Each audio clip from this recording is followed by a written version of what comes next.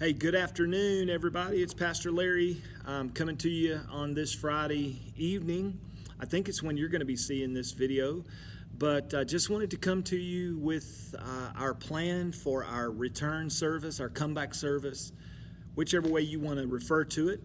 But I wanted to give you some information about our upcoming plan to return to in-person worship on May the 31st. That's about 9 days from now, so we still have some time before we get there, but we wanted to get our plan in place, and we wanted to make you aware of our plan so that when you come back, you're going to know what to expect.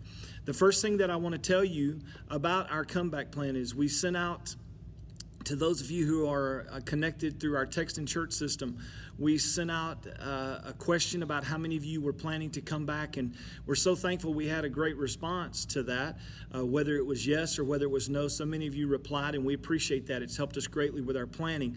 But because of that response, it looks like we're going to have two services to accommodate those that want to come back because of social distancing guidelines and us being only able to come back at a 50% capacity in our building, which limits us to about 82 to 85 people in our building. And so we're going to have two services, and so we're asking for your patience with us as we work our way through that. We know that it's another adjustment for you, but as we're having to make adjustments, we're just asking you to be gracious to us and also be willing to make adjustments for us. So what will happen is those of you who responded, we had about 120 or so who responded that they would like to join us for in-person worship. And so for those of you who responded to that, you are going to be receiving a phone call next week from someone on our team.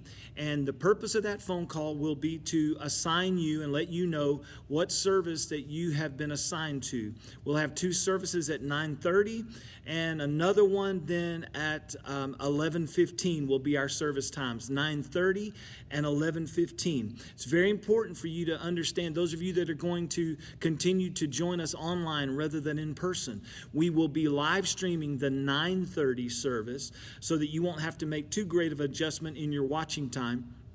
It will be live streamed at 9:30. Now, the other part of it is our services are going to only last for 1 hour. We'll only be in the building for 1 hour, and because of that 1 hour time constraint, there will be no nursery, there will be no children, or there will be no youth classes that are going to be offered during those times. In fact, the entire rear section of our building, where our classes and our kitchen facilities are, will be completely closed off. There'll be no access to those. We're asking you to help us with that. We're going back to old family style worship where everyone will come with their family and they will sit in the auditorium together. And as part of that, that also moves into the area of seating. When you arrive at the church, there will be a couple of things that are going to happen as you arrive at the church. We're not trying to put anyone off. We're just trying to do the very best that we can to be faithful, to be neighborly. We're not acting out of fear. We're just trying to act out of wisdom, and we want to be good neighbors to our community because what's going on in our world is real. It's very real. People, even in our own community now, are beginning to see the effects of that, and so we're not trying to deny the reality of what's happening. We're not trying to push that we have a right to come back and worship over every other person's right to their health and all those kind of things. We're simply just trying to come back in a way that is responsible, that is faithful, that honors God, and that honors our neighbors. So when you arrive, for whatever service time that you come, when you arrive, as you approach our door, there will be a greeter there. They're going to take a temperature evaluation. You'll have a touchless temperature scan that will be done. Anyone with a 100.4 or higher temperature, we're going to just kindly ask that you return home and that you join us online, as not only do we want to not spread the COVID virus, we don't want to spread any sickness at this time. It's such an uncertain time right now. And so anyone with a 100.4 or higher, we're going to just ask you kindly to join us online. And then once you have made entrance into the building, another greeter will greet you. They'll have hand sanitizer. They will greet you with hand sanitizer and a warm hello. And you'll be able to get that upon entrance. And then as you enter the building, go directly into the auditorium, and you'll need to be seated with your family. or with the people that you rode with, the people in your home or the people that you rode to church with. That's how you're going to need to be seated. The auditorium will be set up in a social distancing guidelines. Every family will be 6 feet apart, all those other kind of things. And so we're asking you to help us with that. We're going to need for you to help us comply with this, because your compliance with what we're asking you to do will ensure that we will continue to be able to meet in person. Because if we get lax about some of these things, it may turn into a situation to where there's an event that happens here and we would have to back up on what we're doing. And so we're just asking you to help us in the best way that you can. So we're asking for no hugging, no handshaking, and we just want you inside the building to maintain that social distancing of at least 6 feet apart. You can wave, you can speak to one another, you can do all those things as long as we do it within the guidelines of the social distancing. Again, there'll be no nursery, children's, or youth, so everybody will meet in the auditorium. There will be offering baskets placed at the back of the building. You can drop your offering in on the way in, you can drop it in on the way out. We won't be passing those bags, we won't be touching those bags. It'll just be set there. You can drop it in, or you can continue to give online, which is so effective, so efficient, and it works so well. And so if you've already set that up, it's just a simple way for you to continue to contribute to the ministry that's happening here at the Refuge. There will be no coffee or food service of any kind in the building. We normally have coffee, maybe donuts, something like that in the back kitchen area. All that will be of no access. We're not going to be doing any of that during this time. If you just have to have a cup of coffee, bring it with you when you come, or stop and get it on the way at a drive-through or whatever you're going to do. But there won't be any of that available here, and we're asking you not to bring food of any kind to pass around to other people, just out of an abundance of caution. So if you would help us with that, it would be so very appreciated. Again, service times will only be an hour long.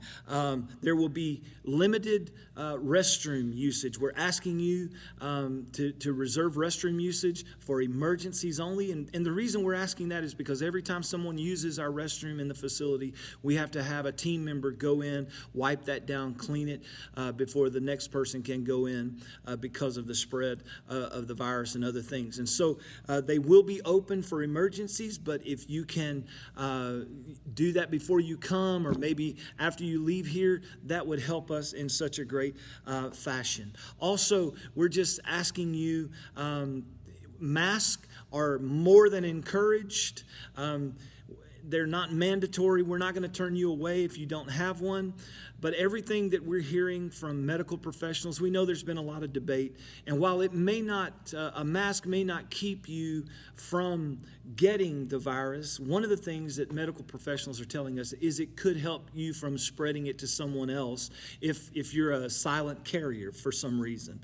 And so if it makes you feel more comfortable to wear one, if you want to wear one, we certainly are encouraging you. We're going to have our team members, especially those greeting you at the doors and such, they're going to be wearing masks, and we would encourage you to do the same as you arrive to our building.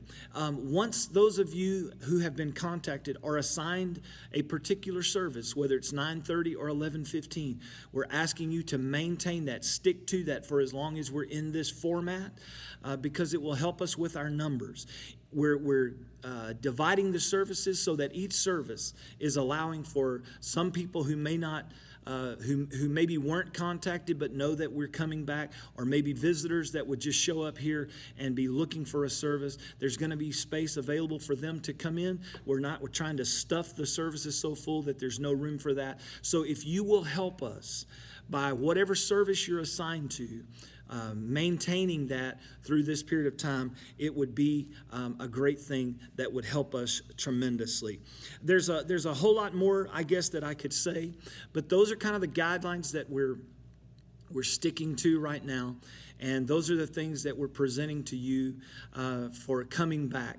As far as praying with you, we're going to pray from you where you're seated or where you're standing. We're not going to have our traditional altar call. Listen, everything has changed in our world. Everything has changed over the last couple of months. The way that you came to service here at the Refuge on March the 15th it's not going to be that way coming back on May the 31st. Things have changed, and we know that that's going to cause anxiety for people. We know that not everybody agrees with what we're doing. Listen, we're not asking you to agree with, you don't have to agree with us about everything that we're doing, but we want you to understand that we have prayed and we have poured in to this decision, and we are doing the very best that we know how to be responsible in this comeback effort and in coming back to a live worship experience. We're doing everything we can. Jesus said this. He said, "By this shall all men know that they're my disciples, if they have love one for another." And I think one of the greatest ways that we could show that we're honoring God is that we would love our neighbor enough to take necessary precautions, that we would love our fellow worshipers enough to take necessary precautions. We don't have to live in fear. We can be people of faith. We're not promoting fear. We're just asking you to be cautious. We're asking you to act with wisdom. We're asking you to think of other people more than you think of yourself. It's not always about what we have the right to do. Yes, we have rights, and yes, we feel like some of those things, maybe some of you feel like those things are being trampled on, and you have a right to your opinion in everything. But we're also just asking you for our time together here in live in-person worship. Just think about others who may be coming to service with you, and if I can consider their welfare above mine, what an example of Christ we would show to the world. And so we're excited to have you coming back into the house. We want you to know it's going to look different. All of our chairs have been cleaned. All of our carpets have been cleaned. The building has been thoroughly cleaned. The doors will be propped open. You're not going to have to worry about touching doors or anything like that as you come in. We just want you to come in. We want you to worship. We want you to be here not just because you want to see people, and we understand that's a huge part, but we want you to come in and contribute with your worship and praise to what's going to happen in the building. I believe it could be an hour on Sunday that will change your life and change the life of other people that meet with us here that day. And if we'll do things the right way, then we will be assured that we can continue to do this and continue to grow stronger and continue to come back in a way that will be healthy and well for every person. So we want you to understand, we know we're 9 days out. We know there's still a lot of news that could happen over the next 9 days. This is our tentative plan. This is the plan that's in place. If it were to need to change, we would contact you before May 31st, and we would let you know that that plan needs to change. And as we move through this, the first few weeks, we may realize that we don't need 2 services, or we need more than 2, or however it's going to work. We don't know. But we just want you to be flexible with us over the next few weeks. Believe that we are praying. Believe that we're doing our best to hear from God. And we just ask that you would abide by these things that we're setting out here today. So let me quickly just go back through it. Temperature scan when you arrive. Hand sanitizer when you arrive. Doors propped open when you arrive. You will make your way into the auditorium and be seated with the family that you live with or rode with. There'll be no children, no youth, or no nursery services available. There will be no coffee, and there will be no food services available. Restrooms will be open, but at an emergency only type of basis. Please only use those if it's absolutely necessary. Maintain social distancing when you're in the building. No hugging, no shaking hands, no getting in people's personal space.